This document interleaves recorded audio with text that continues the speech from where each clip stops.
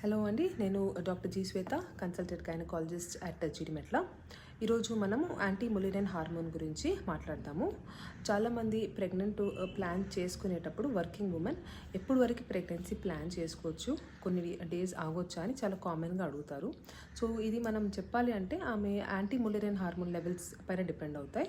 Second, ఆమె eggs పెరుగుతున్నాయా లేవా, follicular study, ఈ రెండు బేసిస్ పైన మనం డిసైడ్ చేయొచ్చు. సో యాంటీ ములిరియన్ హార్మోన్ అనేది మన అందరికీ ఉంటుంది. అది పీరియడ్ తోటి సంబంధం లేదు. నార్మల్గా 1 to 4 నానోగ్రామ్/ml దీన్ని normal values. So 1 or less ఉన్నప్పుడు ఆర్ 4 కంటే ఎక్కువ ఉన్నప్పుడు the quality of the egg is not good. అంటే ఎగ్ క్వాలిటీ ఈదర్ తక్కువగా ఉంది ఆర్ ఎల్స్ నంబర్ బాగున్నా కూడా క్వాలిటీ అనేది సరిగ్గా ఉండదు. ఇలాంటి సిచ్యువేషన్స్ ఉన్నప్పుడు we have to hurry up in planning pregnancy and she can postpone her pregnancy only if anti ములిరియన్ hormone levels normal ఉన్నప్పుడు. Thank you.